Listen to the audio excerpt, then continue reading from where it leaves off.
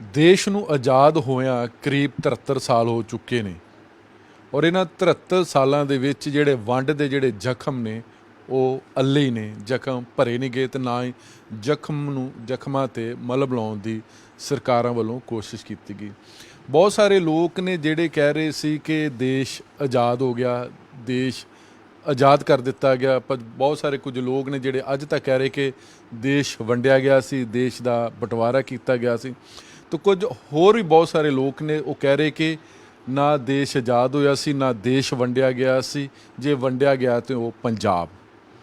देश आज़ाद होया, देश वंडिया गया जां पंजाब वंडिया गया, इस मतलब कि असी अज गलबात करांगे कि इन्हां 73 सालां दे विच वंडे पंजाब ने, वंडे देश ने की खट्टिया, की कमाया, तो इस बाबत असी गलबात करांगे। साडे नाल ने पंजाब दे साबका वजीर हरनेक सिंह घड़ूआ, जिन्हां ने इस बंटवारे दे दर्द नूं अपनी कलम दे विच भी परोया सी ते उन्हां ने कुछ एक दहाक पहलां किताब भी लिखी सी, उठ गए गवांढों जार। ते अज इन्हां 73 सालां दे विच की दोनां मुल्कां ने जां दोनां मुल्कां दीयां सरकारां ने की कमाया ते उल्टा जिहड़े दोनां मुल्कां दी जिहड़ी आवाम ने उन्हां दे पल्ले की कुछ पिया। कुड़ा साहब बहुत बहुत स्वागत है जी। सर, इन्हां 73 सालां 'ਚ ਤੁਹਾਨੂੰ ਲੱਗਦਾ है कि ਦੋਨਾਂ ਮੁਲਕਾਂ ਦੀਆਂ ਸਰਕਾਰਾਂ ਨੇ ਤਾਂ ਬਹੁਤ ਕੁਝ ਖੱਟ ਲਿਆ ਹੋਊਗਾ, ਜੇ ਕਿਸੇ ਨੇ ਨਹੀਂ ਖੱਟਿਆ ਤੇ ਉਹ ਦੋਨਾਂ ਮੁਲਕਾਂ ਦੀ ਆਵਾਮ ਨੇ? ਆਵਾਮ ਨੇ ਤਾਂ ਗਵਾਇਆ ਹੀ ਗਵਾਇਆ। ਜੇ ਅਸੀਂ ਕਹੀਏ ਕਿ ਆਵਾਮ ਨੇ ਖੱਟਿਆ, ਆਵਾਮ ਨੇ ਤਾਂ ਕੁਛ ਨਹੀਂ, ਨਾ ਆਵਾਮ ਚਾਹੁੰਦੀ ਸੀ ਕਿ ਦੇਸ਼ ਦਾ ਬਟਵਾਰਾ ਹੋਵੇ। ਇਹਦੇ ਪਿੱਛੇ ਲੀਡਰਾਂ ਦਾ ਬਹੁਤਾ ਹੱਥ ਹੈ। ਔਰ ਮੈਂ ਖਾਸ ਕਰਕੇ 2-3 ਐਸੇ ਵਿਲੀਅਨ ਦੱਸਦਾ ਕਿ ਜਿਹੜੇ ਜ਼ਿੰਮੇਵਾਰ ਆ ਇਸ ਬਟਵਾਰੇ ਦੇ ਜੀ, ਜਿਹਦੇ 'ਚ ਲਾਰਡ ਮਾਊਂਟਬੈਟਨ ਜੀ, ਜਿਨਾਹ ਤੇ ਪਟੇਲ ਜੀ, ਇਹਨਾਂ ਲੋਕਾਂ ਦਾ ਬਹੁਤ ਬੜਾ ਰੋਲ ਹੈ। ਉਸ ਤੋਂ ਬਾਅਦ ਕਤਲੇਆਮ ਦੇ ਵਿੱਚ ਵੀ ਇਹਨਾਂ ਲੋਕਾਂ ਦਾ ਬਹੁਤ ਰੋਲ ਹੈ। ਪਟੇਲ ਸਾਹਿਬ ਹੋਮ ਮਿਨਿਸਟਰ ਬਣ ਗਏ ਤੇ ਦਿੱਲੀ ਦੇ ਵਿੱਚ ਖਾਸ ਕਰਕੇ ਮੁਸਲਮਾਨਾਂ ਦਾ ਕਤਲੇਆਮ ਹੋਣਾ ਸ਼ੁਰੂ ਹੋ ਗਿਆ। ਲਾਰਡ ਮਾਊਂਟਬੈਟਨ ਡੇਲੀ ਇੱਕ ਮੀਟਿੰਗ ਕਰਦਾ ਸੀ ਜਿਹਦੇ 'ਚ ਰਿਵਿਊ ਹੁੰਦਾ ਸੀ ਕਿ ਹਾਲਾਤ ਕੀ ਹੈ, ਕੋਈ ਨੁਕਸਾਨ ਤਾਂ ਨਹੀਂ ਹੋ ਰਿਹਾ, ਜੋ ਹੋ ਰਿਹਾ। ਇੱਕ ਦਿਨ ਉਸ ਮੀਟਿੰਗ ਦੇ ਵਿੱਚ ਜਵਾਹਰ ਲਾਲ ਨੇ ਕਿਹਾ ਕਿ ਮੇਰੇ ਕੋਲੋਂ ਤਾਂ ਬਰਦਾਸ਼ਤ ਨਹੀਂ ਹੁੰਦਾ ਜੋ ਕੁਛ ਹੋ ਰਿਹਾ ਹੈ, ਜਿਸ ਤਰ੍ਹਾਂ ਮੁਸਲਮਾਨਾਂ ਨੂੰ ਵੱਢਿਆ ਜਾ ਰਿਹਾ ਹੈ, ਕੁੱਤਿਆਂ ਬਿੱਲਿਆਂ ਦੀ ਤਰ੍ਹਾਂ ਵੱਢਿਆ ਜਾ ਰਿਹਾ ਹੈ, ਅਤੇ ਮੈਨੂੰ ਬਹੁਤ ਤਕਲੀਫ ਹੁੰਦੀ ਹੈ ਇਸ ਗੱਲ ਦੀ। ਤਾਂ ਪਟੇਲ ਕਹਿਣ ਲੱਗਿਆ ਕਿ ਪੰਡਿਤ ਜੀ ਨੂੰ ਤਾਂ ਆਪਣੀ ਸਰਕਾਰ ਦੀ ਬਦਨਾਮੀ ਕਰਕੇ ਕੋਈ ਸਵਾਦ ਆਉਂਦਾ, ਕਹਿੰਦਾ ਮੈਂ ਜੋ ਸੋਚਦਾ। ਚਲੋ ਉਹ ਤੋਂ ਬਾਅਦ ਜਵਾਹਰ ਲਾਲ ਚੁੱਪ ਕਰ ਗਿਆ। ਫਿਰ ਅੱਗੇ ਚੱਲੀ ਗੱਲ ਇਹ ਕਿ ਮਹਾਤਮਾ ਗਾਂਧੀ ਨੇ ਵੀ ਬੜਾ ਕਿਹਾ ਕਿ ਇਹਨੂੰ ਕੰਟਰੋਲ ਕਰਿਆ ਜਾਵੇ, ਅਤੇ ਅਖੀਰ 'ਚ ਮਹਾਤਮਾ ਗਾਂਧੀ ਨੇ ਇੱਕ ਦਿਨ ਭੁੱਖ ਹੜਤਾਲ ਰੱਖਤੀ। ਭੁੱਖ ਹੜਤਾਲ ਅਸਲ 'ਚੋਂ ਪਟੇਲ ਦੇ ਖਿਲਾਫ ਸੀ, ਹੋਰ ਕਿਸੇ ਦੇ ਖਿਲਾਫ ਨਹੀਂ ਸੀ। ਪਟੇਲ ਕਹਿੰਦਾ ਵੀ ਮੈਂ ਤਾਂ ਬੰਬਈ ਚੱਲਿਆ। ਤਾਂ ਮੌਲਾਨਾ ਅਬੁਲ ਕਲਾਮ ਆਜ਼ਾਦ ਨੇ ਕਿਹਾ ਕਿ ਇੱਦਾਂ ਨਾ ਕਰੇ, ਮਹਾਤਮਾ ਜੀ ਮਰਨ ਵਰਤੇ ਬੈਠੇ ਆ ਅਤੇ ਤੁਸੀਂ ਬੰਬੇ ਜਾ ਰਹੇ ਹੋ, ਇਹ ਚੰਗਾ ਥੋੜ੍ਹੀ ਲੱਗਦਾ। ਉਹਨੇ ਉਹੀ ਲਫ਼ਜ਼ ਮਹਾਤਮਾ ਗਾਂਧੀ ਵਾਸਤੇ ਵਰਤੇ ਕਿ ਮਹਾਤਮਾ ਗਾਂਧੀ ਨੂੰ ਵੀ ਹਿੰਦੂਆਂ ਦੀ ਬਦਨਾਮੀ ਕਰਕੇ ਸਵਾਦ ਆਉਂਦਾ। ਚਲਿਆ ਗਿਆ ਉਸ ਤੋਂ ਬਾਅਦ। ਅਤੇ ਜਿਹੜੀ ਵੱਢ ਟੁੱਕ ਹੋਈ ਆ ਇਹ ਦਿੱਲੀ ਹੋਈ ਕਿ ਉਧਰ ਪਾਕਿਸਤਾਨ ਤੋਂ ਵੀ? ਇਹ ਤਾਂ ਨਹੀਂ ਕਿ ਸ਼ੁਰੂਆਤ ਦਿੱਲੀ ਤੋਂ ਹੋਈ ਹੈ ਜਾਂ ਪਾਕਿਸਤਾਨ ਤੋਂ ਸ਼ੁਰੂਆਤ ਹੋਈ ਹੈ? ਸ਼ੁਰੂਆਤ ਮੈਂ ਦੱਸ ਦਿੰਦਾ ਕਿੱਥੋਂ ਹੋਈ। ਇਸ ਦੰਗਿਆਂ ਦੀ ਜੋ ਸ਼ੁਰੂਆਤ ਹੈ ਇਹ ਕੋਈ 3-4 ਸ਼ਹਿਰਾਂ ਤੋਂ ਹੋਈ ਹੈ, ਜਿਹਦੇ ਵਿੱਚ ਲਾਹੌਰ, ਅੰਮ੍ਰਿਤਸਰ, ਟੈਕਸਲਾ ਅਤੇ ਰਾਵਲਪਿੰਡੀ, ਇਹਨਾਂ ਸ਼ਹਿਰਾਂ ਦੇ ਵਿੱਚੋਂ ਸ਼ੁਰੂ ਹੋਈ ਹੈ ਅਤੇ ਫਿਰ ਅੱਗੇ ਵੱਧਦੀ ਚਲੀ ਗਈ। ਆਪਾਂ ਇਹ ਤਾਂ ਨਹੀਂ ਕਹਿ ਸਕਦੇ ਕਿ ਜਿਹੜੀ ਸ਼ੁਰੂਆਤ ਆ ਵੱਢ ਟੁੱਕ ਦੀ ਉਹ ਦਿੱਲੀ ਤੋਂ ਹੋਈ ਆ? ਨਹੀਂ, ਦਿੱਲੀ ਬਾਅਦ 'ਚ ਹੋਈ। ਦਿੱਲੀ ਤਾਂ 100% ਪਟੇਲ ਨੇ ਕਰਵਾਈ। ਉਹ ਗੱਲ ਇਹ ਤੁਹਾਡੀ ਸੁਣੀ ਸੁਣਾਈ ਗੱਲ ਹੈ ਕਿ ਕਿਤਾਬਾਂ ਦੇ ਵਿੱਚ ਜਿਹੜਾ ਤੁਸੀਂ ਪੜ੍ਹਿਆ ਹੈਗਾ ਜੀ। ਲਾਰਡ ਮਾਊਂਟਬੈਟਨ ਆ ਜਿਹੜੀ ਕਿਤਾਬ ਮੈਂ ਪੜ੍ਹੀ ਹੈ ਪਿੱਛੇ ਮੌਲਾਨਾ ਅਬੁਲ ਕਲਾਮ ਆਜ਼ਾਦ ਦੀ, ਇਹ ਉਹਦੇ ਵਿੱਚ ਤੇ ਉਹਦੇ 'ਚ ਕਿਹਾ ਗਿਆ ਕਿ ਇਹ ਮੁਸਲਮਾਨਾਂ ਨਾਲ ਜ਼ਿਆਦਤੀ ਹੋ ਰਹੀ ਹੈ। ਤਾਂ ਪਟੇਲ ਕਹਿੰਦਾ ਵੀ ਜੇ ਸਿੱਖ ਤੇ ਹਿੰਦੂ ਮੁਸਲਮਾਨਾਂ ਦਾ ਕਤਲੇਆਮ ਨਾ ਕਰਦੇ ਤਾਂ ਇਹਨਾਂ ਨੇ ਉਹਦਾ ਕਰ ਦੇਣਾ ਸੀ। ਇਹਨਾਂ ਕੋਲ ਬਹੁਤ ਅਸਲਾ ਜਮ੍ਹਾਂ ਕਰਿਆ ਹੋਇਆ। ਚਲੋ ਲਾਰਡ ਮਾਊਂਟਬੈਟਨ ਕਹਿੰਦਾ ਵੀ ਚਲੋ ਆਪਾਂ ਇਹੀ ਦੇਖ ਲੈਂਦੇ ਹਾਂ ਵੀ ਕਿੰਨਾ ਕੁ ਅਸਲਾ ਕਿਹਦੇ ਕੋਲ ਜਮ੍ਹਾਂ ਕਰਿਆ। ਇਹ 3-4 ਪੌਕਟਾਂ ਸੀ ਮੁਸਲਮਾਨਾਂ ਦੀਆਂ ਜਿਹੜੀਆਂ ਸਬਜ਼ੀ ਮੰਡੀ ਤੇ ਹੋਰ ਦੂਜਾ ਤੀਜਾ, ਉੱਥੇ ਚਲੇ ਗਏ। ਉੱਥੇ ਕੀ ਮਿਲਿਆ? ਸਬਜ਼ੀ ਕੱਟਣ ਵਾਲਾ ਚਾਕੂ, ਪਲਾਸ ਮਿਲਿਆ, ਰੰਚ ਮਿਲਿਆ ਜਾਂ ਕੋਈ ਹੋਰ ਛੋਟੀ ਮੋਟੀ ਇਹੀ ਜਿਹੀ ਚੀਜ਼ ਮਿਲੀ।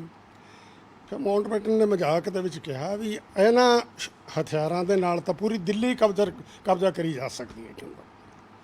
ਤੇ ਚਲੋ ਫਿਰ ਆ ਗਏ ਤੇ ਅੱਗੇ ਗੱਲ ਇਹ ਅਫਸੋਸ ਦੀ ਕਿ ਮਹਾਤਮਾ ਗਾਂਧੀ ਜੀ ਨੇ ਕੋਸ਼ਿਸ਼ ਕੀਤੀ ਬੜੀ, ਪਰ ਗੱਲ ਬਣੀ ਨਹੀਂ। ਇਹ ਤੇ ਇੱਕ ਬਹੁਤ ਵੱਡਾ ਦੁਖਾਂਤ ਸੀ ਜਿਹੜੇ ਅੱਜ ਵੀ ਉਹਦੇ ਜ਼ਖਮ ਅੱਲੇ ਨੇ, ਉਹ ਭਰੇ ਨਹੀਂ ਜਾਣੇ ਹੈਗੇ। ਮੇਰਾ ਸਵਾਲ ਹੈ ਕਿ 73 ਸਾਲ ਹੋ ਗਏ ਨੇ, ਸਰਕਾਰਾਂ ਤੁਹਾਨੂੰ ਲੱਗਦਾ ਕਿ ਅੱਜ ਵੀ ਆਵਾਮ ਨੂੰ ਇੱਕ ਦੂਜੇ ਨੂੰ ਮਿਲਣ ਨਹੀਂ ਦੇਣਾ ਚਾਹੁੰਦੀਆਂ, ਜਿੰਨੇ ਉਹ ਜ਼ਹਿਰ ਦੇ ਜਿਹੜੇ ਬੀਜ ਆ ਉਹ ਬੋ ਰਹੇ ਨੇ? ਨਹੀਂ, ਜੇ ਸਰਕਾਰਾਂ ਨੇ ਲੋਕਾਂ ਨੂੰ ਮਿਲਣ ਦਿੱਤਾ ਤੇ ਫਿਰ ਇਹ ਵੋਟਾਂ ਕਿੱਥੋਂ ਲੈਣਗੇ? ਗੱਲ ਤਾਂ ਹੈ ਵੀ ਜਦੋਂ ਮੈਂ ਇੱਥੇ ਮੇਲਾ ਕਰਾਇਆ ਉਹਦੇ 'ਚ ਬਹੁਤ ਬੜੀ ਗਿਣਤੀ 'ਚ ਲੋਕੀ ਬੁਲਾਏ। ਉਹਨਾਂ ਨੇ ਆ ਕੇ ਦੇਖਿਆ ਤੇ ਉਹ ਲੋਕਾਂ ਨੇ ਜੱਫੀਆਂ ਪਾਈਆਂ, ਪਿਆਰ ਕੀਤਾ। ਉਹਨਾਂ ਨੂੰ ਉੱਥੇ ਵਾਲੀ ਇੰਟੈਲੀਜੈਂਸ ਨੇ ਉਤਰਦਿਆਂ ਹੀ ਕਿਹਾ ਕਿ ਦੇਖੋ ਜੋ ਕੁਝ ਤੁਹਾਨੂੰ ਮਿਲਿਆ ਉੱਥੋਂ ਲੋਕਾਂ ਨੇ ਪਿਆਰ ਕੀਤਾ, ਵੀ ਤੁਸੀਂ ਇਹ ਨਾ ਕਰਨਾ ਕਿਤੇ ਇੱਥੇ ਆ ਕੇ ਪ੍ਰਚਾਰ ਕਰਨਾ ਸ਼ੁਰੂ ਕਰ ਦਿਓ। ਇਸੇ ਤਰ੍ਹਾਂ ਇਹ ਹੁੰਦਾ ਕਿ ਜਦੋਂ ਉੱਧਰੋਂ ਆਉਂਦੇ ਆ, ਜਦੋਂ ਇੱਧਰੋਂ ਜਾਂਦੇ ਆ, ਤੇ ਏਜੰਸੀਆਂ ਕਹਿੰਦੀਆਂ ਕਿ ਪ੍ਰਚਾਰ ਨਾ ਕਰੋ ਇਸ ਗੱਲ ਦਾ ਕਿ ਲੋਕ ਸਾਨੂੰ ਪਿਆਰ ਕਰਦੇ ਆ। ਇਹ ਲੱਗਦਾ ਕਿ ਅੱਜ ਵੀ 73 ਸਾਲ ਬਾਅਦ ਜਿਹੜੀ ਸਰਕਾਰਾਂ ਦੀ ਸੀ ਸ਼ਰਾਰਤ ਆ ਉਹ ਕਾਇਮ ਆ, ਸਾਜ਼ਿਸ਼ ਅੱਜ ਵੀ ਕਾਇਮ ਆ। ਹਾਂ, ਬਿਲਕੁਲ ਕਾਇਮ ਆ। ਇਹ ਤਾਂ ਜਿਹੜੀਆਂ ਵੋਟਾਂ ਇਸੇ ਗੱਲ ਤੇ ਮਿਲਦੀਆਂ। ਪਿੱਛੇ ਪੁਲਵਾਮਾ ਕਾਂਡ ਹੋਇਆ, ਉਹਦੇ 'ਚ ਜੋ ਮੇਰੀ ਆਪਣੀ ਰੀਡਿੰਗ ਹੈ ਜਾਂ ਮੇਰੀ ਰਾਏ ਹੈ ਕਿ ਪੁਲਵਾਮਾ ਦੇ ਵਿੱਚ ਜੋ ਧਮਾਕਾ ਹੋਇਆ, ਧਮਾਕਾ ਕਰਨ ਵਾਲਾ ਸੁਈਸਾਈਡਲ ਬੰਬਰ ਸੀ ਜਿਹੜਾ, ਉਹ ਇੰਡੀਅਨ ਸੀ, ਔਰ ਉਹ ਜੋ ਮਟੀਰੀਅਲ ਸੀ ਉਹ ਵੀ ਇੰਡੀਅਨ ਸੀ। ਤੇ ਉਹ ਤੋਂ ਬਾਅਦ ਸਾਡਾ ਪ੍ਰਧਾਨ ਮੰਤਰੀ ਕਹਿੰਦਾ ਅਸੀਂ ਘੁੱਸ ਕੇ ਮਾਰਾਂਗੇ, ਘੁੱਸ ਕੇ ਮਾਰਾਂਗੇ। ਪਹਿਲਾਂ ਇਹ ਤਾਂ ਦੇਖੋ ਵੀ ਉਹ ਸਾਡਾ ਹੀ ਆਪਣਾ ਇੱਥੇ ਕੌਣ ਜਿਹੜਾ ਬੰਦਾ ਜਿਹਨੇ ਜਿਹੜਾ ਸੁਈਸਾਈਡਲ ਬੰਬ ਬਣਿਆ, ਕੌਣ ਬੰਦਾ ਉਹ ਜਿਹਦੇ ਕੋਲ ਮਟੀਰੀਅਲ ਆਇਆ। ਬਾਕੀ ਗੱਲਾਂ ਬਾਅਦ 'ਚ ਕਰੋ। ਤੁਹਾਨੂੰ ਪਤਾ ਜਿਹੜੇ ਇਦਾਂ ਦੇ ਲੋਕ ਸਵਾਲ ਕਰਦੇ ਨੇ ਉਹਨਾਂ ਨੂੰ ਅੱਜ ਕੱਲ੍ਹ ਕਹਿ ਦਿੰਦੇ ਕਿ ਉਹ ਦੇਸ਼ ਵਿਰੋਧੀ ਨੇ। ਹਾਂ, ਇਹ ਤਾਂ ਹੈ, ਇਹ ਤਾਂ ਕਹਿੰਦੇ ਹੀ ਆ ਜੀ। ਉਹ ਤਾਂ ਜੇ ਤੁਸੀਂ ਸੱਚੀ ਗੱਲ ਕਰੋਗੇ ਫਿਰ ਦੇਸ਼ ਵਿਰੋਧੀ ਤਾਂ ਬਣੋਗੇ ਹੀ। ਲੱਗਦਾ ਕਿ ਆਵਾਮ ਜਿਹੜੇ ਦੋਨਾਂ ਮੁਲਕਾਂ ਦੀ ਆ ਜਿਹੜੀ ਵੰਡੇ ਗਏ ਅੱਜ ਇਕੱਠੇ ਹੋਣਾ ਚਾਹੁੰਦੇ ਹੈਗੇ ਨੇ, ਜਾਂ ਸਰਹੱਦਾਂ ਦੀ ਜਿਹੜੀ ਹੈ ਨੇ ਉਹਦੀ ਕੋਈ ਇੱਕ ਪੱਕੀ ਲਾਈਨ ਹੁੰਦੀ ਹੈ? ਕਿਉਂਕਿ ਕਹਿੰਦੇ ਸਰਹੱਦ ਲਗਾਤਾਰ ਚੱਲਦੀ ਰਹਿੰਦੀ, ਕਿਸੇ ਜ਼ਮਾਨੇ ਸਤਲੁਜ ਜੀ, ਫਿਰ ਬਿਆਸ ਆ ਗਈ, ਫਿਰ ਰਾਵੀ ਆ ਗਈ, ਫਿਰ ਵਾਘਾ ਆ ਗਈ। ਉਹ ਤਾਂ ਫਰਕ ਪੈਂਦਾ ਰਹਿੰਦਾ ਇਸ ਗੱਲ ਦਾ। ਜਿਹੜੀ ਆਪਣੀ ਸਰਹੱਦ ਹੈ ਇਹਦਾ ਕੁਦਰਤੀ, ਇਹ ਤਾਂ ਸਦੀਆਂ ਤੋਂ ਚੇਂਜ ਹੁੰਦੀ ਆਈ।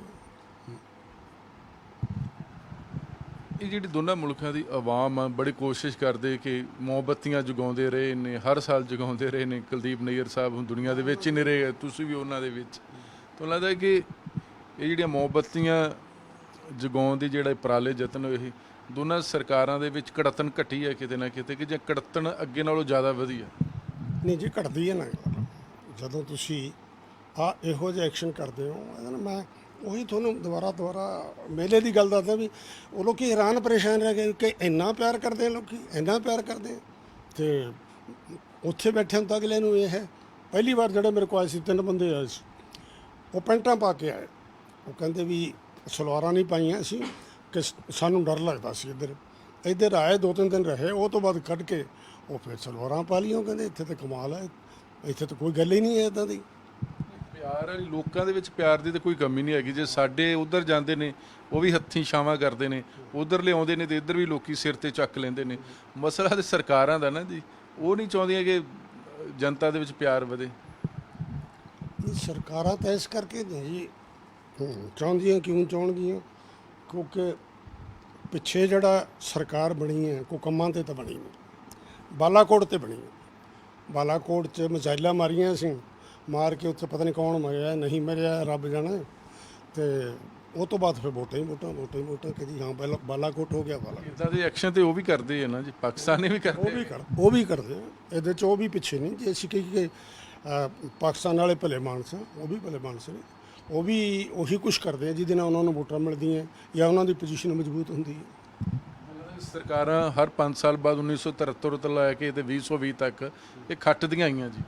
ਹਾਂ ਬਿਲਕੁਲ ਇਹੀ ਹੈ ਕਿ ਸਰਕਾਰਾਂ ਵਾਸਤੇ ਇਹ ਤਾਂ ਜਿਵੇਂ ਕਹਿੰਦੇ ਹੁੰਦੇ ਨਾ ਦੁੱਧ ਦੇਣ ਵਾਲੀ ਗਾਂ ਹੈ। ਜਿਹੜੇ ਐਕਸ਼ਨ ਇਦਾਂ ਦੇ ਨਾ ਉਹਨਾਂ ਦੇ ਰਾਹੀਂ ਵੋਟਾਂ ਵਧਾਉਂਦੇ ਆ, ਆਪਣੀਆਂ ਵੋਟਾਂ ਕਰਦੇ ਆ। ਤੁਸੀਂ ਇਹ ਦੱਸੋ ਮੈਨੂੰ ਕੋਈ ਕਿਸੇ ਤੇ ਕੋਈ ਘਬਰਾਹਟ ਨਹੀਂ। ਮੋਦੀ ਸਾਹਿਬ ਜਿਹੜੀ ਪਹਿਲੀ ਇਲੈਕਸ਼ਨ ਜਿੱਤੇ ਆ ਉਹ ਇਹ ਕਹਿ ਕੇ ਜਿੱਤੇ ਆ ਕਿ 15 ਲੱਖ ਰੁਪਇਆ ਦਿੱਤਾ ਜਾਊਗਾ, 2 ਕਰੋੜ ਬੰਦਿਆਂ ਨੂੰ ਨੌਕਰੀ ਦਿੱਤੀ ਜਾਊਗੀ ਤੇ ਕਿਸਾਨ ਦੀ ਜਿਹੜੀ ਆਮਦਨ ਹੈ ਉਹ ਡਬਲ ਕਰਤੀ ਜਾਊਗੀ। ਆਹ ਦੇਖੋ ਤੁਸੀਂ ਕਿੰਨੇ ਦੇਰ ਤੋਂ ਜਿਹੜਾ ਡੀਜ਼ਲ ਹੈ ਉਹ ਵੱਧਦਾ ਜਾ ਰਿਹਾ, ਉਹ ਮਦਦ ਹੋ ਰਹੀ ਹੈ ਕਿਸਾਨ ਦੀ? ਪਹਿਲਾਂ ਤੁਸੀਂ ਇਹ ਦੱਸੋ। ਫਿਰ ਕੱਲ੍ਹ ਪਰਸੋਂ ਅਨਾਉਂਸਮੈਂਟ ਕਰੀ ਹੈ ਕਿ ਜੀ ਕਿਸਾਨ ਨੂੰ ਅਸੀਂ ਮਦਦ ਕਰਨੀ, ਕਰੋੜਾਂ ਅਰਬਾਂ ਖਰਬਾਂ ਰੁਪਈਆ ਉਹਦੇ 'ਚ ਦੱਸਤਾ ਕਿ ਇਹਨਾਂ ਦਾ। ਤਾਂ ਅਗਲਾ ਕਹਿੰਦਾ ਜੀ ਬੱਲੇ ਇਹ ਤਾਂ ਕਿਸਾਨ ਤਾਂ ਮਾਲੋ ਮਾਲ ਹੋ ਗਿਆ। ਪਰ ਉਹਨੂੰ ਕੈਲਕੂਲੇਟ ਕਰਕੇ ਦੇਖੋ 500 ਰੁਪਏ ਮਹੀਨਾ ਹੁੰਦਾ। 500 ਰੁਪਏ 'ਚ ਕਿਆ ਹੁੰਦਾ ਤੁਹਾਡਾ? ਇਹ ਦੱਸੋ। ਜੇ ਕਿਸਾਨ ਨੂੰ 500 ਰੁਪਏ ਦੇ ਕੇ ਕਹੋ ਕਿ ਜੀ ਮਾਲਾ ਮਾਲ ਕਰਤਾ ਸੀ, ਇਹ ਕੋਈ ਗੱਲ ਹੈ? ਸਰਕਾਰ ਕਹਿੰਦੀ ਸਾਡੇ ਖਾਤੇ 'ਚ ਤੇ 17,000 ਕਰੋੜ ਚਲਾ ਹੀ ਗਿਆ ਨਾ ਜੀ, ਅੱਗੇ ਭਾਵੇਂ 500 ਰੁਪਇਆ ਮਿਲੇ। ਹਾਂ ਬਿਲਕੁਲ ਜੀ। ਤਾਂ ਲੱਗਦਾ ਕਿ ਦੇਸ਼ ਆਜ਼ਾਦ ਹੋਇਆ, ਦੇਸ਼ ਸਾਡਾ ਅੱਗੇ ਵਧਿਆ ਹੈਗਾ ਜੀ, ਚਾਹੇ ਐਜੂਕੇਸ਼ਨ ਦੇ ਮਸਲੇ, ਚਾਹੇ ਹੈਲਥ ਦੇ ਮਸਲੇ, ਚਾਹੇ ਡਿਵੈਲਪਮੈਂਟ ਦੇ ਮਸਲੇ, ਚਾਹੇ ਅਸੀਂ ਖੋਜਾਂ ਬਹੁਤ ਕੀਤੀਆਂ ਹੈਗੀਆਂ। ਆਜ਼ਾਦੀ ਤੋਂ ਬਾਅਦ ਦੇਸ਼ ਨੇ ਤਰੱਕੀ ਕੀਤੀ ਕਿ ਨਹੀਂ ਕੀਤੀ ਜੀ? ਦੇਖੋ ਇਹਦੇ 'ਚ ਕੋਈ ਦੋ ਰਾਵਾ ਨਹੀਂ, ਦੇਸ਼ ਨੇ ਤਰੱਕੀ ਕਰੀ ਹੈ ਆਜ਼ਾਦੀ ਤੋਂ ਬਾਅਦ। ਪਰ ਜੋ ਹੁਣ ਹੋ ਗਿਆ ਉਹ ਕਮਿਊਨਲਿਜ਼ਮ ਵਾਲੇ ਪਾਸੇ ਅਸੀਂ ਜਾ ਰਹੇ ਹਾਂ। ਇਹ ਦੇਸ਼ ਦੀ ਬਰਬਾਦੀ ਦਾ ਕਾਰਨ ਹੈ। ਤੁਸੀਂ ਦੇਖੋ ਕਿ ਨਥੂਰਾਮ ਗੋਡਸਾ ਦੇਸ਼ ਭਗਤ ਹੋ ਗਿਆ। ਜੇ ਨਥੂਰਾਮ ਗੋਡਸਾ ਦੇਸ਼ ਭਗਤ ਹੈ ਤਾਂ ਫਿਰ ਮਹਾਤਮਾ ਗਾਂਧੀ ਗਦਾਰ ਹੈ। ਜੇ ਮਹਾਤਮਾ ਗਾਂਧੀ ਦੇਸ਼ ਭਗਤ ਹੈ ਤਾਂ ਫਿਰ ਤਾਂ ਨਥੂਰਾਮ ਗੋਡਸਾ ਜਿਹੜਾ ਹੈ ਉਹ ਗਦਾਰ ਹੈ। ਤੇ ਇਹ ਕਿਹੜੇ ਪਾਸੇ ਜਾ ਰਿਹਾ ਆਪਾਂ? ਤੁਸੀਂ ਦੱਸੋ ਵੀ ਨਥੂਰਾਮ ਗੋਡਸੇ ਦੀ ਤਾਰੀਫ ਹੋ ਰਹੀ ਹੈ, ਫਲਾਣੇ ਦੀ ਤਾਰੀਫ ਹੋਈ। ਇੰਨੀ ਤਾਂ ਸ਼ਰਮ ਰੱਖੋ ਕਿ ਜਿਹਨੂੰ ਅਸੀਂ ਰਾਸ਼ਟਰਪਿਤਾ ਕਹਿੰਦੇ, ਜਿਹਨੇ ਉਹਨੇ ਮਾਰਿਆ ਤੇ ਉਹਨੂੰ ਅਸੀਂ ਦੇਸ਼ ਭਗਤ ਕਰੇ। ਤੇ ਬਾਕੀ ਲਾ ਐਂਡ ਆਰਡਰ ਦੀ ਜਿਹੜੀ ਹੈ ਪੋਜੀਸ਼ਨ ਬਹੁਤ ਬੁਰੀ ਹੈ। ਪੰਜਾਬ ਫਿਰ ਵੀ ਬਚਿਆ ਹੋਇਆ ਹੈ। ਜਨਤਾ ਨੂੰ ਇਹਨਾਂ 73 ਸਾਲਾਂ ਵਿੱਚ ਕੁਝ ਮਿਲਿਆ ਹੈਗਾ ਜੀ? ਸਰਕਾਰਾਂ ਦੇ ਹਰ ਸਾਲ 5 ਸਾਲ ਬੰਦੀਆਂ ਰਹੀਆਂ ਜੀ, ਜਨਤਾ ਨੂੰ ਕੁਝ ਮਿਲਿਆ ਕਿ ਨਹੀਂ ਮਿਲਿਆ ਜੀ? ਦੇਖੋ ਜਨਤਾ ਨੂੰ ਇਸ ਤਰ੍ਹਾਂ ਮਿਲਿਆ, ਮੈਂ ਤੁਹਾਨੂੰ ਇੱਕ ਮਿਸਾਲ ਦਿੰਦਾ। ਸਾਡਾ ਪਿੰਡ ਪਟਿਆਲੇ ਜ਼ਿਲ੍ਹੇ 'ਚ ਸਭ ਤੋਂ ਵੱਡਾ ਸੀ ਤੇ ਅੱਜ ਕੱਲ੍ਹ ਰੋਪੜ ਜ਼ਿਲ੍ਹੇ 'ਚ ਸਭ ਤੋਂ ਵੱਡਾ ਹੈ। 47 ਤੋਂ ਪਹਿਲਾਂ ਸਾਡੇ ਕੋਈ ਸਕੂਲ ਨਹੀਂ ਸੀ ਹੁੰਦਾ, ਪ੍ਰਾਇਮਰੀ ਸਕੂਲ ਵੀ ਨਹੀਂ ਸੀ ਹੁੰਦਾ। ਉਹ ਤੋਂ ਬਾਅਦ ਸਾਡੇ ਹੁਣ ਘੜੂਏ 'ਚ 2+2 ਸਕੂਲ ਹੈ, ਕੁੜੀਆਂ ਦਾ ਮੁੰਡਿਆਂ ਦਾ। ਤੇ ਸਾਡੇ ਪ੍ਰਾਇਮਰੀ ਹੈਲਥ ਸੈਂਟਰ ਹੈ ਤੇ ਸਾਡੇ ਕੀ ਯੂਨੀਵਰਸਿਟੀ ਬਣ ਗਈ ਤੇ ਸਾਡੇ 2 ਜਿਹੜੇ ਹੈ ਸਰਕਾਰੀ ਸਕੂਲ ਹੈ। ਇਸ ਤੋਂ ਬਿਨਾਂ ਵੀ ਹੋਰ ਬੜਾ ਕੁਛ ਹੈ। ਤੇ ਤੁਸੀਂ ਹੈਰਾਨ ਹੋ ਗਏ ਸੁਣ ਕੇ ਕਿ ਖੜ ਤੇ ਮਰੰਡੇ ਦੇ ਵਿੱਚ ਸੜਕ ਨਹੀਂ ਸੀ ਹੁੰਦੀ। ਇਹ ਮੈਂ ਆਪ ਦੇਖੀ ਹੈ। ਤੇ ਹੁਣ ਖੜ ਮਰੰਡੇ ਦੀ ਵੀ ਹੈ 4 ਲੇਨ 6 ਲੇਨ। ਤੇ ਸਾਡੇ ਪਿੰਡ ਤੋਂ ਜਿਹੜੇ ਜਿੰਨੇ ਪਿੰਡ ਅੱਗੇ ਉਹ ਸਾਰੇ ਪਿੰਡਾਂ ਨੂੰ ਸੜਕਾਂ ਨਿਕਲਦੀਆਂ। ਇਹ ਤਾਂ ਇੱਕ ਤਰੱਕੀ ਦੀ ਨਿਸ਼ਾਨੀ ਹੈ ਇਹਨਾਂ ਦੀ। ਇਹ ਚੀਜ਼ਾਂ ਸਮੇਂ ਦੀ ਰਫ਼ਤਾਰ ਦੇ ਨਾਲ ਕੁਝ ਆਪ ਹੀ ਬਹੁਤ ਕੁਝ ਡਿਵੈਲਪ ਕਰਨਾ ਪੈਂਦਾ ਨਾ ਜੀ। ਇਹ ਤਾਂ ਹੋਣੀ ਸੀ ਡਿਵੈਲਪਮੈਂਟ, ਇੰਨੀ ਕਿ ਡਿਵੈਲਪਮੈਂਟ ਤੇ ਸਰਕਾਰਾਂ ਦੀ ਜ਼ਿੰਮੇਵਾਰੀ ਵੀ ਬਣਦੀ ਰਹੀ ਹੈ। ਬਣਦੀ ਬਿਲਕੁਲ ਬਣਦੀ ਹੈ ਸਰਕਾਰ ਦੀ। ਤੇ ਗੱਲ ਤਾਂ ਉਹ ਹੈ ਵੀ ਕਈ ਲੋਕ ਕਹਿਣਗੇ ਜੀ ਅੰਗਰੇਜ਼ ਦਾ ਰਾਜ ਚੰਗਾ ਸੀ ਤੇ ਫਲਾਣਾ ਟਿੰਗੜਾ ਕਿਹਾ ਹੋਇਆ। ਪਰ ਮੈਂ ਕਹਿੰਦਾ ਵੀ ਡਿਵੈਲਪਮੈਂਟ ਹੋਈ ਹੈ, ਇਹਦੇ 'ਚ ਕੋਈ ਦੋ ਰਾਵਾਂ ਨਹੀਂ ਹੈ। ਡਿਵੈਲਪਮੈਂਟ ਹੋਈ ਹੈ। ਗੱਲ ਇਹ ਹੈ ਕਿ ਦੇਖੋ 132 ਕਰੋੜ ਲੋਕ ਆ ਜਿਨ੍ਹਾਂ ਨੂੰ ਅਸੀਂ ਇੱਥੇ ਰੋਟੀ ਕਮਾ ਕੇ ਖਿਲਾ ਰਹੇ ਹਾਂ। ਤੇ ਮੈਂ ਉਹ ਟਾਈਮ ਵੀ ਦੇਖਿਆ ਸਨ 65 ਦੇ ਵਿੱਚ ਜਦੋਂ ਸ਼ਾਸਤਰੀ ਜੀ ਪ੍ਰਧਾਨ ਮੰਤਰੀ ਸੀ, ਉਹਨਾਂ ਨੇ ਕਿਹਾ ਕਿ ਇੱਕ ਦਿਨ ਭੁੱਖ ਹੜਤਾਲ ਰੱਖੋ ਤਾਂ ਕਿ ਆਪਣਾ ਜਿਹੜਾ ਅਨਾਜ ਹੈ ਆਪਾਂ ਨੂੰ ਪੂਰਾ ਆ ਸਕੇ। ਆਸਟ੍ਰੇਲੀਆ ਤੋਂ ਆਉਂਦਾ ਰਿਹਾ ਸਰ। ਹੁਣ ਮੇਰੇ ਖਿਆਲ ਕਰੋੜਾਂ ਟਨ ਜਿਹੜਾ ਅਨਾਜ ਹੈ ਉਹ ਸਾਡਾ ਸੜਕਾਂ 'ਤੇ ਰੁਲ ਰਿਹਾ। ਇਹ ਸਾਡੀ ਤਰੱਕੀ ਦੀ ਨਿਸ਼ਾਨੀ। ਅਫਸੋਸ ਨਾਲ ਮੈਨੂੰ ਇਹ ਗੱਲ ਕਹਿਣੀ ਪੈਂਦੀ ਹੈ ਵੀ ਤਰੱਕੀ ਵਾਲੇ ਪਾਸੇ ਤੁਰੋ ਤਾਂ ਬੜੀ ਖੁਸ਼ੀ ਹੈ, ਸਾਰੇ ਨਾਲ ਆ, ਅਸੀਂ ਵੀ ਨਾਲ ਆ। ਪਰ ਜਿੱਥੇ ਤੁਸੀਂ ਮੌਬ ਲਿੰਚਿੰਗ ਹੋ ਗਈ, ਕੋਈ ਗਾਂ ਲਈ ਜਾਂਦਾ ਹੈ, ਉਹਨੂੰ ਫੜ ਕੇ ਕੁੱਟ ਕੇ ਮਾਰਤਾ, ਉੱਥੇ 144 ਮੌਬ ਲਿੰਚਿੰਗ ਹੋ ਗਈਆਂ। ਇਹ ਕਿੱਥੋਂ ਦੀ ਇਨਸਾਨੀਅਤ ਹੈ ਇਹ ਦੱਸੋ ਜੇ ਤੁਹਾਨੂੰ। ਤਰੱਕੀ ਹੋ ਗਈ ਲੇਕਿਨ ਅਸੀਂ ਜਿਹੜੇ ਸ਼ਾਂਤੀ ਵਾਲੇ ਪਾਸੇ ਨਹੀਂ ਤੁਰੇ ਹੈਗੇ। ਸਾਡੀ ਅੱਜ ਵੀ ਲੜਾਈ ਪਾਕਿਸਤਾਨ ਦੇ ਨਾਲ ਜਾਰੀ ਆ। ਚਾਈਨਾ ਵੀ ਆ ਗਿਆ ਸਾਹਮਣੇ। ਚਾਈਨਾ ਨਾਲ ਤਾਂ ਅਸੀਂ ਮੰਨਦੇ ਨਹੀਂ ਵੀ ਸਾਡੀ ਲੜਾਈ ਹੈ। ਜੋ ਅੱਗੇ ਵੀ ਵਧਿਆ ਹੈ ਤਾਂ ਅਸੀਂ ਕਹਿੰਦੇ ਨਹੀਂ ਵਧਿਆ। ਫਿਰ ਅਸੀਂ ਕਹਿੰਦੇ ਨਾ ਪਿੱਛੇ ਚਲੇ ਗਏ ਵੀ ਜੇ ਅੱਗੇ ਨਹੀਂ ਵਧਿਆ ਤਾਂ ਪਿੱਛੇ ਕਿਵੇਂ ਚਲੇ ਗਏ। ਅਸੀਂ ਤਾਂ ਮੇਨ ਟਾਰਗੇਟ ਪਾਕਿਸਤਾਨ ਨੂੰ ਬਣਾਇਆ। ਪਾਕਿਸਤਾਨ ਦੇ ਨਾਂ 'ਤੇ ਅਸੀਂ ਵੋਟਾਂ ਜ਼ਿਆਦਾ ਮਿਲਦੀਆਂ ਸਾਨੂੰ ਅਤੇ ਅਸੀਂ ਗਾਲਾਂ ਕੱਢਣੀਆਂ ਨੇ ਪਾਕਿਸਤਾਨ ਨੂੰ, ਇਹ ਹੈ ਉਹ ਹੈ ਫਲਾਣਾ ਢੀਂਗੜਾ। ਅਤੇ ਉੱਧਰ ਵੀ ਮੌਲਵੀ ਬੈਠੇ, ਜਿਹੜੇ ਮੌਲਵੀਆਂ ਦਾ ਕੰਮ ਹੀ ਇਹ ਵੇ ਕਿ ਇੰਡੀਆ ਨੂੰ ਗਾਲਾਂ ਕੱਢਣੀਆਂ, ਇਹ ਉਹਨਾਂ ਦਾ ਕੰਮ ਹੈ। ਮੈਨੂੰ ਲੱਗਦਾ ਕਿ ਜਿਹੜੀ ਦੁਕਾਨਦਾਰੀ ਇਹ ਚੱਲਦੀ ਰਹੂਗੀ ਸਿਆਸੀ ਪਾਰਟੀਆਂ ਦੀ ਜੀ। ਦੋਨੇ ਮੁਲਕ ਇਕੱਠੇ ਨਹੀਂ ਹੋ ਸਕਦੇ। ਕਹਿੰਦੇ ਜੇ ਬਰਲਿਨ ਦੀ ਦੀਵਾਰ ਟੁੱਟ ਸਕਦੀ ਹੈਗੀ ਆ, ਨਾਰਥ ਕੋਰੀਆ ਸਾਊਥ ਕੋਰੀਆ ਇਕੱਠੇ ਹੋ ਸਕਦੇ, ਇਹ ਭਾਰਤ ਪਾਕਿਸਤਾਨ ਕਿਉਂ ਨਹੀਂ ਇਕੱਠਾ ਹੋ ਸਕਦਾ ਜੀ? ਇਹ ਤਾਂ ਸੋਚਿਆ ਵੀ ਨਹੀਂ ਜਾ ਸਕਦਾ, ਕਿਉਂਕਿ ਜੇ ਇਹ ਗੱਲ ਉੱਧਰ ਜਾ ਕੇ ਤੁਸੀਂ ਕਰੋਗੇ ਤੇ ਉਹ ਲੋਕੀ ਗਲ ਪੈ ਜਾਣਗੇ ਕਿ ਇੰਨੀ ਕੁਰਬਾਨੀ ਨਾਲ ਅਸੀਂ ਆਪਣਾ ਦੇਸ਼ ਅਲੱਗ ਕਰਾਇਆ ਬਣਾਇਆ ਤੇ ਤੁਸੀਂ ਕਹਿੰਦੇ ਇਕੱਠੇ ਹੋ ਜਾਓ। ਸਿਰਫ ਇਹੀ ਹੈ ਕਿ ਆਪਾਂ ਕੋਸ਼ਿਸ਼ ਕਰੀਏ ਤੇ ਕਹੀਏ ਕਿ ਰਸਤੇ ਖੁੱਲ੍ਹਣੇ ਚਾਹੀਦੇ। ਜਿਹੜੀ ਤਾਰ ਲੱਗੀ ਹੈ ਨਾ ਉਹ ਕੰਡਿਆਂ ਦੀ ਬਜਾਏ ਫੁੱਲਾਂ ਦੀ ਹੋਵੇ ਤਾਂ ਜ਼ਿਆਦਾ ਅੱਛੀ ਗੱਲ ਹੈ। ਅਤੇ ਇਹਦੇ 'ਤੇ ਤਾਂ ਜਿਹੜਾ ਮੌਲਵੀ ਟੱਬਰ ਹੈ ਨਾ, ਜੇ ਕਹੋਗੇ ਇਕੱਠੇ ਹੋ ਜਾਓ ਉਹ ਤਾਂ ਮਰ ਜਾਣਗੇ ਇਸ ਗੱਲ 'ਤੇ ਲੜ ਕੇ। ਉੱਥੇ ਵੀ ਇਹ ਦੇਖੋ ਜੀ ਸਾਨੂੰ ਬੇਵਕੂਫ ਬਣਾ ਰਹੇ, ਅਸੀਂ ਇੰਨਾ ਔਖਾ ਪਾਕਿਸਤਾਨ ਬਣਾਇਆ, ਇਸ ਤਰ੍ਹਾਂ ਦੀ ਗੱਲ ਉਹਦੇ 'ਚ ਹੈ।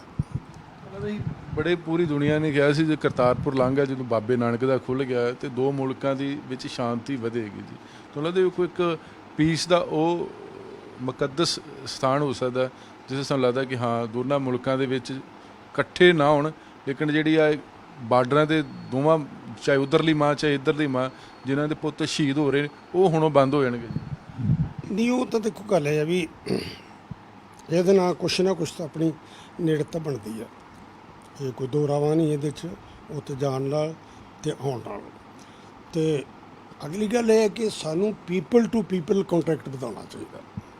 ਵੀਜ਼ੇ ਸਖਾਲੇ ਕਰਨੇ ਚਾਹੀਦੇ, ਅਤੇ ਜੇ ਵੀਜ਼ੇ ਨਹੀਂ ਸਖਾਲੇ ਕਰਾਂਗੇ ਤਾਂ ਉੱਥੇ ਗੱਲ ਮੁੜ ਕੇ ਉਹੀ ਆ ਜਾਂਦੀ ਹੈ ਕਿ ਨਹੀਂ ਵਧਾ ਰਹੀਆਂ ਸਰਕਾਰਾਂ ਪੀਪਲ ਟੂ ਪੀਪਲ ਕੰਟੈਕਟ।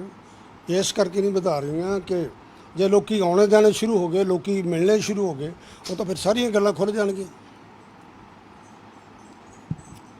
ਸਰਕਾਰਾਂ ਨਹੀਂ ਚਾਹੁੰਦੀਆਂ ਕਿ ਜਨਤਾ ਆਪਸ ਦੇ ਵਿੱਚ ਮਿਲੇ ਜੀ। ਗੱਲ ਇਹ ਵੀ ਜੇ ਆਪਾਂ ਨੂੰ ਪਾਕਿਸਤਾਨ ਨੂੰ ਗਾਲਾਂ ਕੱਢ ਕੇ ਜਾਂ ਪਾਕਿਸਤਾਨ ਨੂੰ ਇੰਡੀਆ ਨੂੰ ਗਾਲਾਂ ਕੱਢ ਕੇ ਵੋਟਾਂ ਮਿਲਦੀਆਂ ਤਾਂ ਫਿਰ ਕੀ ਲੋੜ ਅਗਲਿਆਂ ਨੂੰ ਕੋਈ ਕੰਮ ਕਰਨ ਦਾ ਤੇ ਦੂਜਾ ਹੋਰ ਤੀਜਾ। ਜੇ ਉੱਧਰ ਇੰਨੇ ਮੌਲਵੀ ਕੱਟੜ ਹੈਗੇ ਨੇ ਤੇ ਸਾਡੇ ਪਾਸੇ ਵੀ ਤਾਂ ਬਹੁਤ ਸਾਰੇ ਲੋਕ ਕੱਟੜ ਨੇ ਨਾ, ਜਿਹੜੇ ਚਾਹੁੰਦੇ ਨਹੀਂ ਕਿ ਲੋਕ ਇੱਕ ਦੂਜੇ ਨਾਲ ਮਿਲਣ, ਇੱਕ ਦੂਜੇ ਦੇ ਨਾਲ ਅੱਗੇ ਪਿਆਰ ਮੁਹੱਬਤ ਜਾਂ ਪੀਂਘਾਂ ਝੂਟਣ ਜੀ। RSS ਤੇ ਹਿੰਦੂ ਮਹਾਸਭਾ ਇਹ ਸਾਡੇ ਮੌਲਵੀ ਹੈ, ਇਹਨਾਂ ਦਾ ਵੀ ਇਹੀ ਕੋਸ਼ਿਸ਼ ਹੈ। ਕਿਆ ਕਰਨਾ ਤੁਸੀਂ ਦੇਖੋ, ਪਿੱਛੇ ਇੱਕ ਹਿੰਦੂ ਮਹਾਸਭਾ ਦੀ ਲੇਡੀ ਨੇ ਮਹਾਤਮਾ ਗਾਂਧੀ ਦੇ ਉਹ ਬਣਾ ਕੇ ਨਾ ਬੁੱਤ ਜੇ ਉਹਨਾਂ 'ਚ ਗੋਲੀਆਂ ਮਾਰੀਆਂ। ਤੁਸੀਂ ਦੱਸੋ ਕਿਆ ਨਿਕਲਦਾ ਇਹਦੇ 'ਚ? ਸਵਾਏ ਜ਼ਹਿਰ ਪੈਦਾ ਕਰਨ ਤੋਂ, ਜ਼ਹਿਰ ਭਰਨ ਤੋਂ ਬਿਨਾਂ। ਅਤੇ ਇਹੋ ਜਿਹੇ ਜਿਹੜੇ ਕੰਮ ਕਰਦੇ ਆ ਇਹ ਆਹ ਜਿਹੜੇ ਮੌਬ ਲਿੰਚਿੰਗ ਵਾਲੇ, ਮੈਂ ਕਹਿੰਦਾ ਗਾਵਾਂ ਵਾਲੇ, ਇਹ ਵੀ ਤਾਂ ਮੌਲਵੀ ਹੈ। ਤੁਹਾਨੂੰ ਕੋਈ ਗਾਂ ਦੀ ਤਕਲੀਫ ਹੈ, ਤੁਸੀਂ ਥਾਣੇ ਜਾਓ ਕਿ ਜੀ ਇਹ ਬੰਦਾ ਗਾਂ ਲਈ ਜਾਂਦਾ ਅਤੇ ਇਹ ਗਾਂ ਨੂੰ ਕਤਲ ਕਰਨਾ ਚਾਹੁੰਦਾ। ਅੱਗੇ ਪੁਲਿਸ ਵਾਲੇ ਕਰਨ ਜੋ ਕਰਨਾ, ਅਤੇ ਤੁਸੀਂ ਉਹ ਕੁੱਟ ਕੇ ਮਾਰਨਾ ਸ਼ੁਰੂ ਕਰ ਦਿੰਦੇ ਹੋ। ਮੈਂ ਦੇਖਿਆ ਕਿ ਮੁੰਡਾ ਨੌਜਵਾਨ ਬੰਨਿਆ ਹੋਇਆ ਉਹਨੂੰ ਕੁੱਟ ਰਹੇ, ਕਹਿੰਦੇ ਕਹਿ ਜੈ ਸ਼੍ਰੀ ਨੂੰ, ਉਹ ਕਹਿੰਦਾ ਜੈ ਸ਼੍ਰੀ ਰਾਮ, ਕਹਿੰਦੇ ਕਹਿ ਜੈ ਸ਼੍ਰੀ ਰਾਮ, ਉਹ ਫਿਰ ਜੈ ਸ਼੍ਰੀ ਰਾਮ। ਜਦ 23ਵਾਂ ਡੰਡਾ ਮਾਰਿਆ ਮਰ ਗਿਆ ਵਿਚਾਰਾ। ਜੈ ਦੱਸੋ, ਜੈ ਸ਼੍ਰੀ ਰਾਮ ਨੂੰ ਤੁਸੀਂ ਕਤਲਾਂ ਨਾਲ ਜੋੜਦੇ? ਜਿਹੜੇ ਦੋਨੇ ਮੁਲਕ ਆ ਇਹ ਹਥਿਆਰਾਂ ਦੀ ਮੰਡੀ ਬਣ ਚੁੱਕਾ ਹੈਗਾ। ਜੇ ਇਦਾਂ ਦੀ ਅਸੀਂ ਕੜੱਤਣ ਦੇ ਜਿਹੜੇ ਬੀਜ ਬੋਏ ਹੋਏ ਨੇ, ਉੱਥੇ ਦੇ ਫੁੱਲਾਂ ਦੀ ਵਰਖਾ ਤੇ ਹੋ ਨਹੀਂ ਸਕਦੀ ਜੀ। ਨਹੀਂ, ਇਹ ਤਾਂ ਦੇਖੋ ਗੱਲ ਇਹ ਹੁਣ ਇੱਕ ਨਵਾਂ ਮਸਲਾ ਇਹ ਆ ਗਿਆ ਸਾਡੇ ਵਾਸਤੇ, ਚਾਈਨਾ ਦਾ। ਕਿਉਂਕਿ ਚਾਈਨਾ ਨੂੰ ਸਾਡੇ ਪ੍ਰਧਾਨ ਮੰਤਰੀ ਨੇ ਬੜੀ ਕੋਸ਼ਿਸ਼ ਕੀਤੀ, ਝੂਟੇ ਚਾਟੇ ਉਹਨੂੰ ਦਿੱਤੇ ਇੱਥੇ, ਪਰ ਨਹੀਂ ਗੱਲ ਬਣੀ। ਅਤੇ ਦੂਜੀ ਗੱਲ ਇਹ ਹੈ ਕਿ ਅਸੀਂ ਪਰਦੇ ਪਾਈ ਜਾਂਦੇ ਹਾਂ, ਗੱਲ 'ਤੇ ਪਰਦੇ ਪਾਈ ਜਾਂਦੇ ਹਾਂ। ਜਿੱਥੇ ਉਹ ਸਾਡਾ ਨੁਕਸਾਨ ਕਰਦੇ ਆ, ਉੱਥੇ ਪੂਰੇ ਮੁਲਕ ਨੂੰ ਇਕੱਠਾ ਕਰੋ ਕਿ ਭਾਈ ਆਹ ਸਾਡਾ ਨੁਕਸਾਨ ਹੋ ਰਿਹਾ, ਇੱਥੇ ਆਪਾਂ ਇਹਨੂੰ ਟੱਕਰਦੇ ਨਹੀਂ, ਆਓ ਇਕੱਠੇ ਹੋ ਕੇ ਬੈਠੀਏ। ਮੇਰਾ ਅੱਜ ਸਵਾਲ ਸੀ, ਇਹਨਾਂ 73 ਸਾਲਾਂ ਦੇ ਵਿੱਚ ਕੁਝ ਖੱਟਿਆ ਸਾਡੀ ਝੋਲੀ ਦੇ ਵਿੱਚ, ਕੁਝ ਪਿਆ ਗਿਆ ਜਾਂ ਸਾਡੀ ਝੋਲੀ ਖਾਲੀ ਰਹੀ ਹੈਗੀ? ਨਹੀਂ, ਝੋਲੀ 'ਚ ਤਾਂ ਦੇਖੋ ਮੈਂ ਉਹੀ ਗੱਲ ਕਰਦਾ ਕਿ ਡਿਵੈਲਪਮੈਂਟ ਤਾਂ ਬਹੁਤ ਹੋਈ ਆ, ਆਪਾਂ ਇਸ ਗੱਲ ਨੂੰ ਮੰਨਣਾ ਪਏਗਾ। ਪਰ ਗੱਲ ਇਹ ਹੈ ਵੀ ਜ਼ਿਆਦਾ ਚੰਗੀ ਗੱਲ ਇਹ ਹੈ ਕਿ ਆਪਾਂ ਆਲੇ ਦੁਆਲੇ ਦੇ ਨਾਲ ਠੀਕ ਠਾਕ ਰੱਖ ਕੇ ਚੱਲੀਏ ਅਤੇ ਆਪਾਂ ਨਿਸ਼ਾਨਾ ਬਣਾਈਏ। ਅਤੇ ਇੱਦੋਂ ਵੀ ਖਤਰਨਾਕ ਜਿਹੜੀ ਗੱਲ ਮੈਂ ਪਹਿਲਾਂ ਕਹਿ ਕੇ ਹਟਿਆ, ਉਹ ਹੈ ਫਿਰਕਾ ਪ੍ਰਸਤੀ। ਜਦੋਂ ਤੁਸੀਂ ਫਿਰਕਾ ਪ੍ਰਸਤੀ ਨੂੰ ਹਵਾ ਦਿਓਗੇ ਨਾ, ਅਤੇ ਫਿਰ ਇਹਦਾ ਰਿਜ਼ਲਟ ਤਾਂ ਭੈੜਾ ਹੀ ਮਿਲੂਗਾ। ਬਹੁਤ ਬਹੁਤ ਮਿਹਰਬਾਨੀ। ਨਹੀਂ, ਥੈਂਕ ਯੂ। ਇਸ ਤਰ੍ਹਾਂ ਸਰਦਾਰ ਹਰਨੇਕ ਸਿੰਘ ਕੜੂਆ ਜਿਨ੍ਹਾਂ ਨੇ ਆਪਣੇ ਦਿਲ ਦੀਆਂ ਗੱਲਾਂ ਕੀਤੀਆਂ ਨੇ, ਉਹ ਤੁਸੀਂ ਜਜ਼ਬਾਤ ਵੀ ਸੁਣੇ। ਲੇਕਿਨ ਸਵਾਲ ਹੈ ਕਿ ਚਾਹੇ 73 ਸਾਲ ਹੋ ਚੁੱਕੇ ਨੇ ਸਾਡੀ ਦੇਸ਼ ਨੂੰ, ਚਾਹੇ ਆਜ਼ਾਦੀ ਕਹਿ ਲਓ, ਚਾਹੇ ਦੇਸ਼ ਦਾ ਬਟਵਾਰਾ ਕਹਿ ਲਓ, ਚਾਹੇ ਦੇਸ਼ ਦੀ ਵੰਡ ਕਹਿ ਲਓ, ਜਾਂ ਫਿਰ ਬਹੁਤ ਸਾਰੇ ਲੋਕ ਕਹਿੰਦੇ ਕਿ ਦੋ ਮੁਲਕਾਂ ਦੀ ਵੰਡ ਨਹੀਂ, ਜੇ ਵੰਡਿਆ ਗਿਆ ਸੀ ਤਾਂ ਉਹ ਪੰਜਾਬ। ਪਰ ਸਵਾਲ ਹੈ ਕਿ ਅਸੀਂ ਬਹੁਤ ਕੁਝ ਖੱਟਿਆ ਵੀ ਹੈ, ਸਾਡੀ ਝੋਲੀ ਦੀ ਭਰ ਵੀ ਗਈਆਂ ਨੇ ਜੋ ਅਸੀਂ ਖੱਟੇ ਨੇ, ਪਰ ਲੋਕਾਂ ਦਾ ਬਹੁਤ ਨੁਕਸਾਨ ਹੋਇਆ। ਲਾਜ਼ਮੀ ਤੌਰ 'ਤੇ ਸਰਕਾਰਾਂ ਨੂੰ ਫਾਇਦਾ ਮਿਲਿਆ ਹੋਏਗਾ, ਪਰ ਕੀ ਅਸੀਂ ਡਿਵੈਲਪਮੈਂਟ ਦੇ ਰਾਹ ਤੁਰੇ ਨੇ? ਪਰ ਜੇ ਡਿਵੈਲਪਮੈਂਟ ਦੇ ਨਾਲ ਕੀ ਸਾਨੂੰ ਸ਼ਾਂਤੀ ਵੀ ਚੰਗੀ ਨਹੀਂ ਲੱਗਦੀ, ਕਿ ਅਸੀਂ ਪੀਸਫੁਲ ਨਹੀਂ ਰਹਿ ਸਕਦੇ? ਅਤੇ ਡਿਵੈਲਪਮੈਂਟ ਹੈ ਅਤੇ ਪੀਸ ਹੈ, ਜੇ ਪੀਸ ਨਹੀਂ ਹੈ ਤਾਂ ਫਿਰ ਡਿਵੈਲਪਮੈਂਟ ਵੀ ਸ਼ਾਇਦ ਨਾ ਹੋਵੇ। ਕੈਮਰਾਮੈਨ ਮਨਦੀਪ ਸਿੰਘ ਦੇ ਨਾਲ ਜਗਤਾਰ ਸਿੰਘ, ਵੀ ਨਿਊਜ਼, ਚੰਡੀਗੜ੍ਹ।